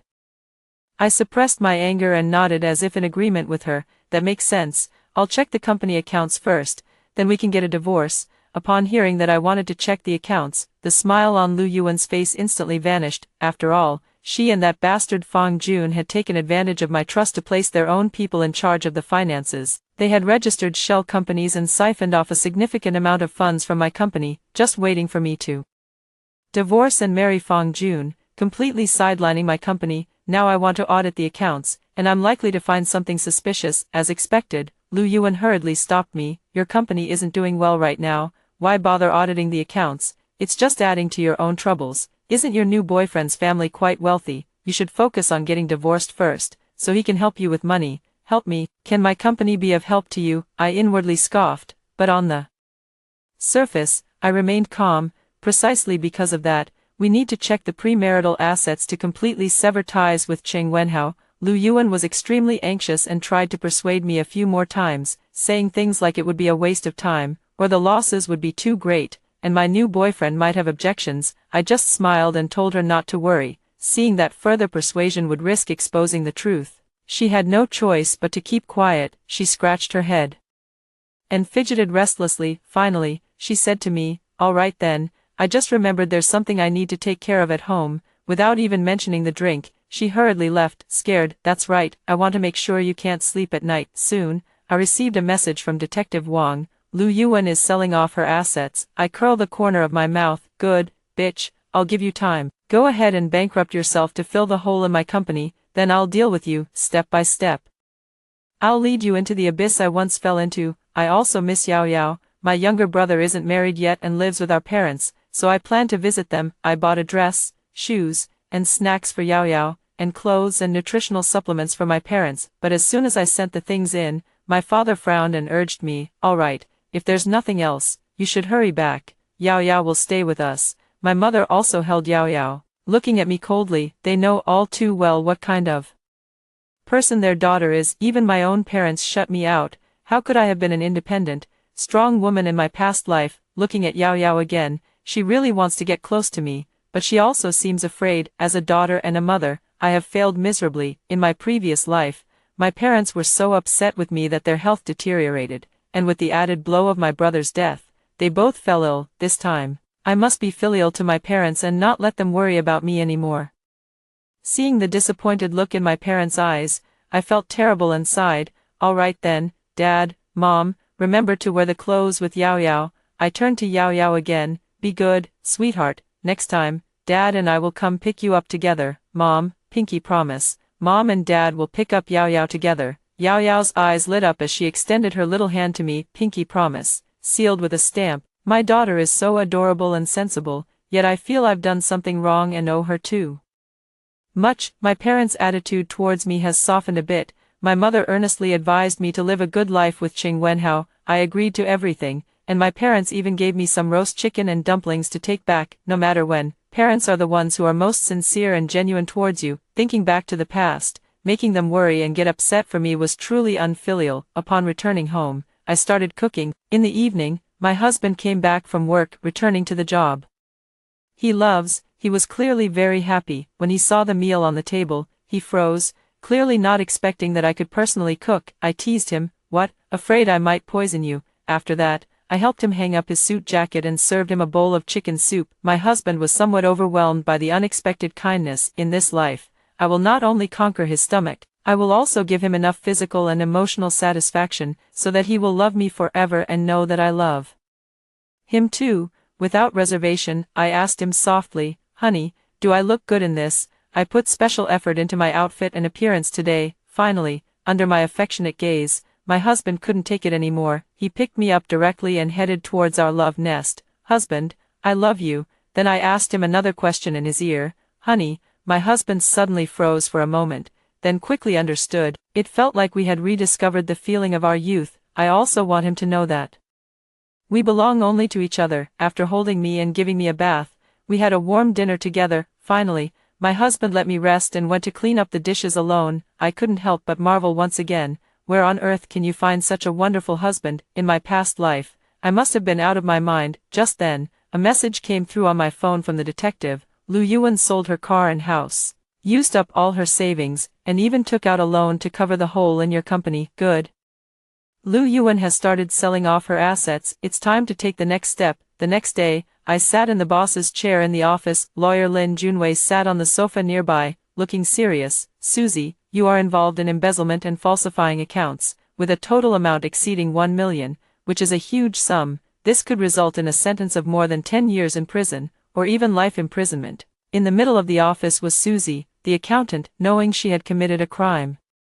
She suddenly knelt down before me. "General Manager, I was wrong. It was all Lu Yuan's idea. We are currently returning the money. Please, I beg you to let me go." Susie is a college classmate of Lu Yuan and was introduced to my company by the latter. it turns out it was premeditated all along. I was also quite angry and sternly warned her, I trusted you both so much, yet you betrayed me. From now on, you must listen to me. If you dare to have any other thoughts, I will sue you until you are bankrupt and spend the rest of your life in prison. Susie nodded repeatedly, not daring to show the slightest defiance, and was completely under my control. I also began to check the accounts, taking personal control of the ledger. However, all of this was done in secret, and Lu Yuan had no idea. She also took leave, claiming she wasn't feeling well. I knew she was going to gather money, so I naturally agreed without hesitation. Next, it was time to deal with Fang Jun. I left work early and sent him a WeChat message. Honey, my period is over, completely. Not long after, Fang Jun dressed up and found me at the tavern. After we had a few drinks together, he eagerly pulled me to the hotel. I pretended to be drunk and fell down, enduring the disgust, feigning to let him have his way. Baby, you're so beautiful, and your figure is amazing, he kept praising, unaware of what awaited him. Just as he was about to take another step, I was startled and began to stop him, but he was already too carried away, forcefully pressing my hand down. Don't, bang. As soon as I finished shouting, the door was kicked open. My brother rushed in with two friends, full of fury. Damn it, you dare to touch my sister. My brother flew into a rage and kicked Fang Jun over. I also breathed a sigh of relief. Just in time, Fang Jun panicked and quickly explained, Yu Liang, don't misunderstand, your sister was willing. I quickly huddled under the blanket, pointing at Fang Jun, looking like a victim. Fang Jun, I'm a married man, and you're actually forcing me to drink and coercing me. Fang Jun was taken aback, looking at me in shock. Before he could react, my brother, hearing this, became even angrier and kicked Fang Jun in the face. You bastard, you're looking for death. Fang Jun was kicked so hard that blood gushed from his nose, and the two friends my brother brought along also started hitting him. In no time, Fang Jun was on the ground, covering his head and begging for mercy, getting a severe beating. That's right, my brother was the one I called Fang Jun. You thought you could deceive me for money and lust, leaving me with nothing. You even tried to break up my family. You deserve it. Bang. Finally, my brother kicked Fang Jun.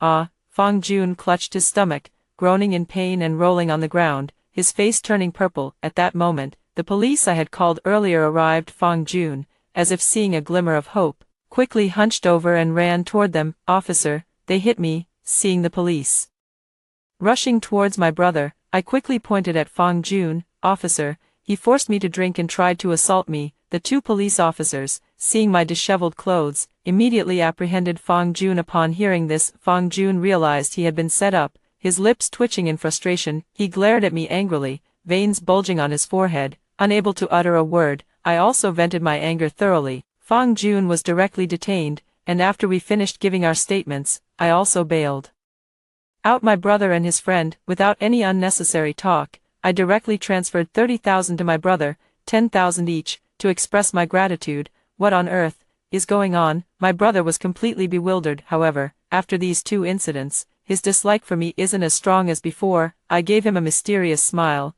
You'll find out when the time comes. They're trying to trick me, so just wait and watch the fun. My brother suddenly understood and immediately patted his chest, saying, so you're not really getting a divorce from my brother-in-law. If you have any issues, feel free to come to me again. Feeling a bit guilty, I grinned at him. I was truly confused in my past life. Thinking about my wonderful brother, who died in a car accident in my past life, makes my heart ache and feel very uncomfortable. In this lifetime, I will naturally keep them all by my side. After successfully sending Fang Jun away, I was in high spirits and prepared a lavish meal. When my husband came home from work, he was once again taken by surprise. After dinner, while he was washing the dishes, I hugged him from behind. I gently comforted him. I know it's hard for you to trust me again right now, but there's still a long way to go, and we will love each other for a long time. My husband nodded heavily. After tidying up, I suggested going to see the child. We bought a lot of fruit and also got Yao Yao a new backpack, returned to my parents, and also brought a lot of food and daily necessities. Seeing these things, my mother complained to me, earning money isn't easy, and we don't lack anything at home. My father also chimed in, exactly, have you eaten yet? Come in and rest, Liangzi, go move the things. I felt a surge of emotions. Parental love is always pure. In my past life, I truly wasn't filial enough. My brother and I exchanged a smile, finally resolving the knot in our hearts. Yao Yao was overjoyed to see me and her dad arriving together, rushing over to hug us both. While my husband was playing with our daughter, I also said to my parents, "Dad, Mom, I'd like to take Yao Yao back with us so she won't disturb your rest, and it'll be more convenient for her to go to school." The parents exchanged a glance and nodded. My mother quickly reminded Qing Wenhao, son-in-law, "Keep a close eye on the child." My father felt the same way, repeatedly telling me to send Yao Yao back anytime if things didn't work out. I was on the verge of tears. In the past, I really was unreliable. My reputation had truly hit rock bottom. Yao Yao was very happy, dancing with joy. After sitting at my parents' house for a while, my husband and I took Yao Yao and left. Just as my husband was about to drive home, I smiled at him and said, "Didn't you notice I bought 2 things? Should we go see your mom too?" Hearing this, my husband froze for a moment, stammering a bit. "I understand what he's worried about. In the past, I never really respected his disabled mother. His mother is also very considerate, living alone in the neighboring county." I looked at him and explained, "It's not easy for Mom to live alone. We should visit her more often in the future, and I'm sure she misses Yao Yao too." Seeing my serious expression, my husband's eyes immediately welled up with tears. Since it was still early, at my urging, my husband turned the car toward his mother's house. On the way, seeing the hopeful expression on my husband's face, I felt guilty again. I was such an inadequate wife and daughter-in-law. Woo woo. At that moment, I noticed that Yao Yao was quietly crying. Seeing the tears streaming down her little face, my heart ached for her. I held her in my arms and gently asked, "What's wrong, Yao Yao?" Pouting her little mouth, Yao Yao pleaded pitifully, "Yao Yao wants to be with Mommy and Daddy." It turned out she was worried I was going to abandon her. I took out a tissue to wipe her tears and assured her, "Of course, Yao Yao will be with Mom and Dad. We're just going to visit Grandma. Grandma is good to Yao Yao. Yao Yao likes going." Only then did Yao Yao stop crying and throw herself into my arms, saying, "Yao Yao wants to be with Mom and Dad forever." Of course, my eyes welled up with tears. The child's request was simple, yet I had been so selfish before. I saw my husband and quietly wiped away my own tears. From now on, our family of 3 will never be apart again. When we arrived at my mother-in-law's house, she was just about to sleep. Seeing us arrive, she was pleasantly surprised and quickly poured water for us, offering peanuts and melon seeds. Watching my mother-in-law, who was missing a leg, bustling about, I felt quite uneasy and stood up to help her. Upon seeing me, my mother-in-law seemed a bit uneasy, knowing that I had always looked down on her. Thinking back, I also felt rather embarrassed. As we sat together on the sofa, I suggested, "Mother-in-law, you're getting older, why don't you come live with us?" Upon hearing this, both my mother-in-law and my husband were quite surprised. My mother-in-law shook her head repeatedly, saying, "No, it wouldn't be convenient for me to go." I knew she was afraid I would look down on her, so I took out the 20,000 yuan I had prepared earlier from my bag. "Mother-in-law, Yao Yao is already so grown up, I should be filial to you." When I was in confinement, my own mother was also hospitalized, and it was my mother-in-law who took care of me. And for Yao Yao, whenever my husband and I had things to do, she often helped take care of her. I feel very indebted to my mother-in-law. Mother-in-law lowered her head and wiped away her tears, and I felt quite uneasy inside. Mother-in-law wiped her tears and smiled at us, saying, "I'm used to living alone, and it might be inconvenient for you. When I can no longer take care of myself, I won't hesitate to ask for your help. Wenhao gives me money every month, but I don't want it." As she spoke, she pushed the money back. I could sense that my mother-in-law was sincere, and my own sense of restraint gradually faded away. "It's getting late, and I insisted on leaving the money behind, so it's time for us to go." Seeing the reluctance in my mother-in-law's eyes, I felt a pang of bitterness in my heart and assured her, "Mom, we'll come visit you often." Yao Yao also nodded eagerly like a little chick pecking at rice, saying, "We'll visit Grandma often." We all smiled. After we got home and put the child to sleep, my husband took the initiative to hug me. "Chi-Chi, thank you. It's not easy for him, a science and engineering guy, to take the initiative in expressing emotions." I smiled at him. "It's all what I should do. This is also what I truly think." At this moment, our feelings grew even stronger. The next day, Lu Yuan finally came to work, her left ankle in a cast. As soon as we met, she started complaining to me about her financial struggles. "Chi-Chi, something happened at home. Could you lend me a few $100,000? I sneered inwardly, thinking, so the money can't cover it anymore. I pretended to be hesitant. "Well, I could. I was originally planning to invest all the family's savings into the company's new project, but I'll let you use it first. Just as I expected, upon hearing this, Lu Yuan started calculating. If she borrowed my money, she would definitely have to pay it back, but if it went into the company, it would all be hers in the end. Sure enough, she stopped me. The company is important. I'll think about it some more. After that, she didn't mention borrowing money again. And left. Meanwhile, I sent a message to Detective Wang, find a way to introduce her to a loan. My money must be paid back to me. Lu Yuan, don't you know what it means to be insatiable like a snake trying to swallow an elephant? Just wait until you're drowning in debt. Not long after, I also received a call from my younger brother. Sis, I've been summoned by the police. That guy got seriously injured after I kicked him, but I don't regret it. Find an excuse and don't tell mom and dad. While feeling moved in my heart, I confidently told him, don't worry, sis has long been prepared. That trash can't do anything to you. Just watch me handle it. When I arrived, I learned that Fang Jun had been kicked so hard that he lost his male function. When I saw Fang Jun at the hospital, his face was pale, and seeing his ferocious expression brought me immense satisfaction. In my past life, I gave him my heart and soul. Instead, he and Lu Yuan called me a bitch, leaving me with nothing. It's true that I brought this upon myself, but that scumbag won't get off easy either. Now, he's no longer a man. Nothing could make me happier than this news. Fang Jun gritted his teeth and cursed at me.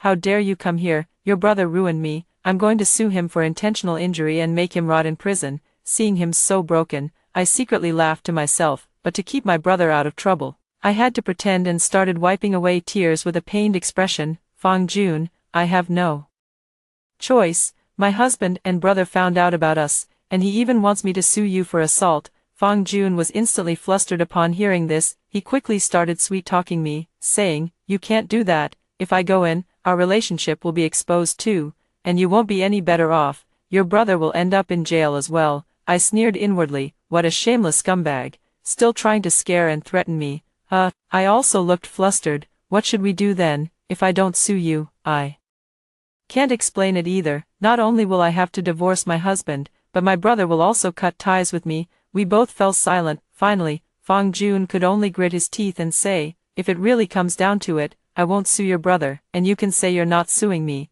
It's a trade between the two of us. Perfect. That's exactly what I was waiting for him to say. I nodded. That's the only way. After all, he didn't have a substantial relationship with me, so he wouldn't be sentenced for long. It's impossible to take him down all at once. My brother's situation is a variable, but I must help him no matter what, and I'm certain Fang Jun wouldn't dare to turn against me. After all, he's facing prison time and the loss of my company. I don't even need to use my trump card. He'll have to come begging for peace on his own. Seeing him so frustrated brings me immense satisfaction. That scumbag Fang Jun can only swallow his anger and keep quiet. We both signed a letter of understanding.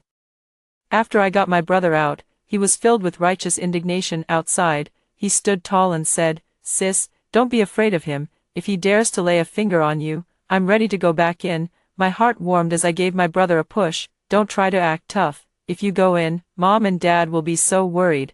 I curled the corner of my mouth. Don't worry, I have my own way. That guy is done for. Fang Jun, just you wait. Our grudge isn't over yet. When I got home, I checked and found that we still had over 800,000 yuan at home. It was precisely this money that made me swell with pride. In my previous life, I knew that my husband was leading a small team and was in desperate need of funds. I withdrew some more from my parents, as well as from the company's accounts, and managed to gather 1 million yuan. Before going to bed at night, I gave the card to my husband. I know your project is short on funds. Consider this 1 million as my investment. It might not be a lot for you, but it's my way of supporting you.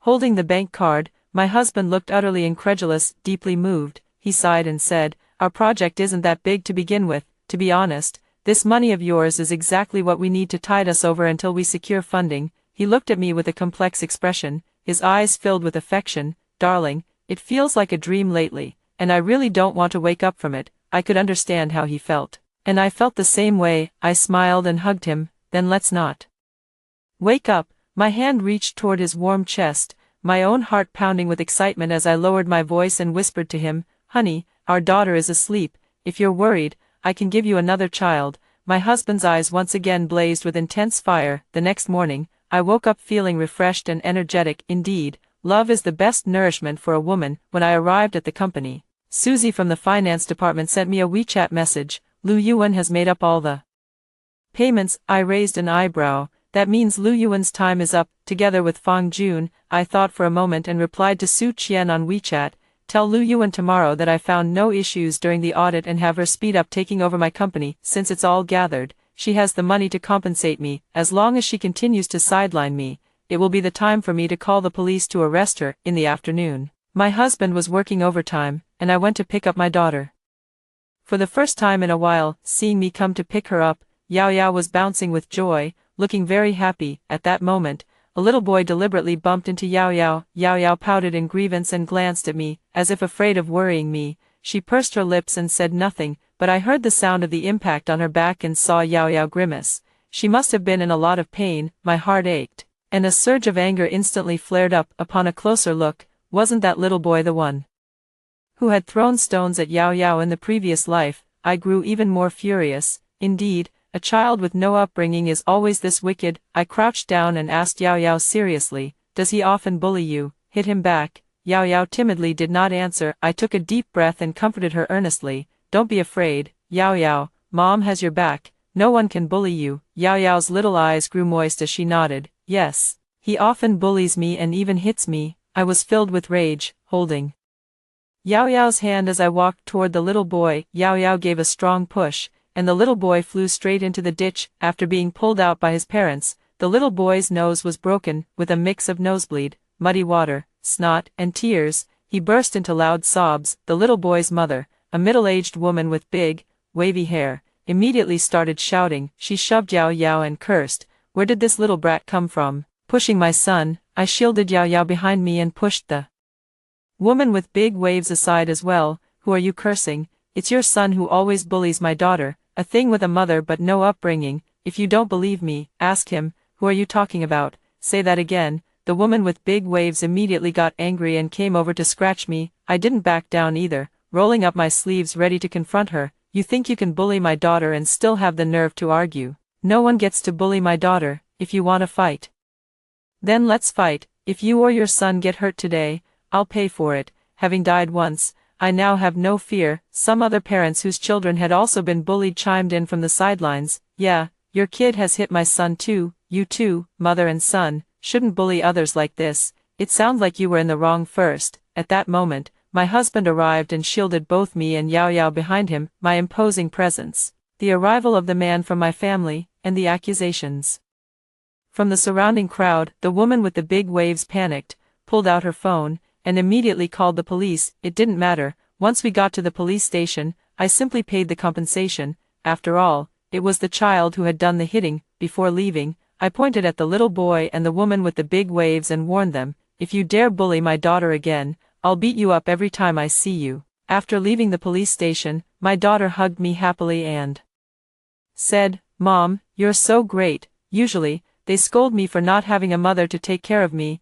I felt both heartbroken and guilty, swearing to protect my daughter from now on. Yao Yao also accepted and relied on me again, and I finally felt at ease. The next morning, my counterattack against Lu Yuan and Fang Jun also began in full force. I brought in some local journalists and influencers. I released all the audio recordings and evidence gathered by the private investigator, showing how the two of them colluded to deceive me into abandoning my husband and daughter, and to undermine my company. For a while, it caused quite a stir locally. I even heard people outside my office window cursing the two of them. These two people are truly lacking in virtue. They must be exposed. They have no shame. How can there be such shameless people in our place? Soon, Lu Yuan, dragging her injured ankle, stormed into my office. She broke down and questioned me. You Chi-Chi, you're just too cruel, aren't you? My colleagues are all cursing me, and even my parents want to cut ties with me. Seeing her disheveled appearance, I couldn't help but feel a great sense of satisfaction. At that moment, Fang Jun's call also came through. Answering the phone,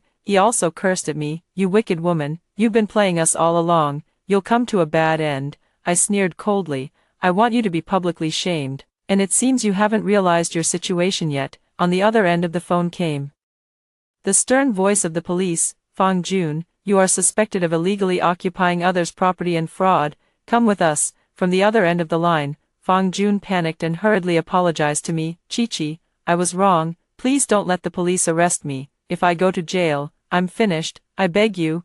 I hung up the phone directly, looking again. Lu Yuan's face was also deathly pale. Soon, 2 police officers also entered the office to arrest her. Lu Yuan was completely terrified and knelt down before me with a thud. She pleaded repeatedly, "Sister Chi-Chi, please spare me, I'll serve you like a slave from now on." Watching her cry and beg me on her knees, I felt no emotion inside. "You have indeed wronged me, and even more so, my husband and daughter. This is all because you and Fang Jun had ill intentions, and you deserve what you got." I watched Lu Yuan, utterly devastated, being taken away by the police for investigation, thinking about that scumbag Fang Jun again, with his male functions ruined and still heading to prison.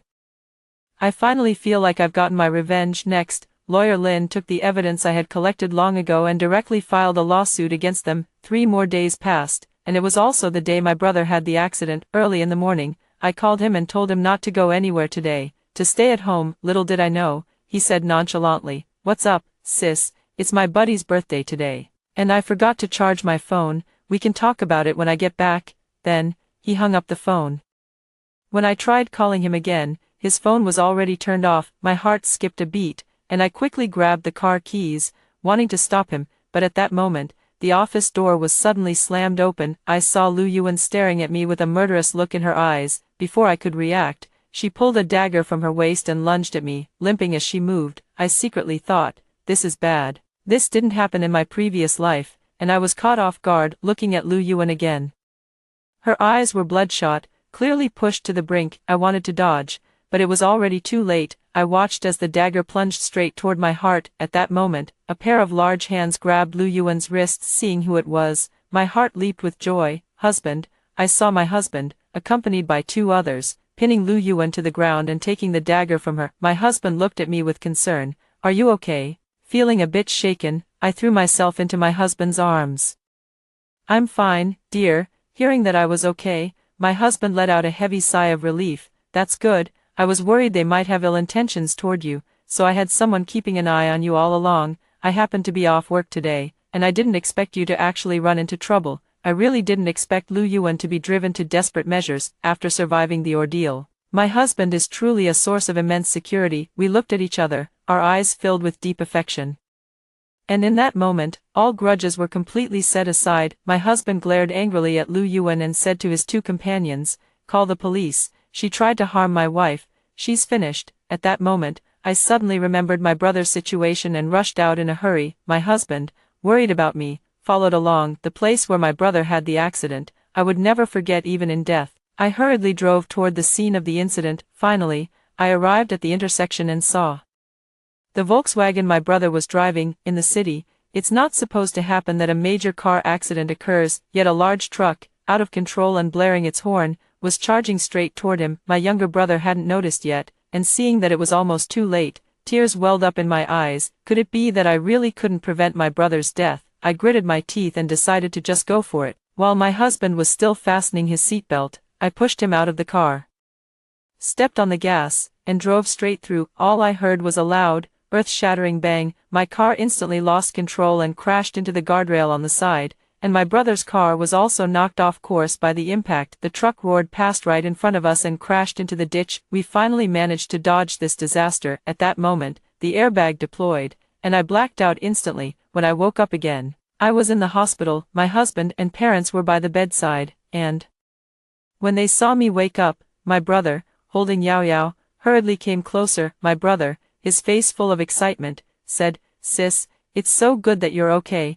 Thanks to you for saving me, otherwise I might have been in serious trouble." Seeing my brother full of life and energy, I smiled. I successfully prevented this tragedy. In the evening, after Yao Yao was taken back by my parents and younger brother, and my husband was left alone to take care of me, he asked me with a serious expression, "How did you know something was going to happen to my brother? And lately, it's like you've become a different person. Can you tell me the truth?" I was taken aback, realizing that my husband had noticed something was off. I didn't want to lie to him, so I let out a long sigh and said, "You might find this hard to believe, but I've actually been reborn. In my past life, I wronged you and Yao Yao, and now I know I was wrong." I started sobbing, thinking of the despicable things I had done in my past life, feeling immensely guilty. My husband smiled and said, "Actually, I've also been reborn. I've seen all the changes in you, and I want to tell you that I love you very much." I was somewhat taken aback, but upon reflection, it seemed that from the very beginning, my husband had already been prepared for a divorce. Thinking back, since my rebirth, my husband had indeed been protecting me and Yao Yao all along. It turns out that he had also experienced the pain of his past life. I looked into his affectionate eyes and sincerely confessed, "I love you too, for a lifetime, forever." After opening up to my husband, we also reported the 2 despicable human traffickers who had abducted Yao Yao in our past life to the police. The police rescued 4 children, and those 2 scoundrels will face severe punishment under the law. 3 months later, Lu Yuan and Fang Jun were formally put on trial. Lu Yuan was sentenced to life imprisonment for attempted murder, embezzlement, fraud, and other charges. Fang Jun was also sentenced to 20 years and, moreover, permanently lost his dignity as a man. All of this was exactly what they deserved. As for the money that was lost, both of them and Susie borrowed from loan sharks, which was just enough to pay me back, but my company, under their destructive influence, was on the verge of collapse. However,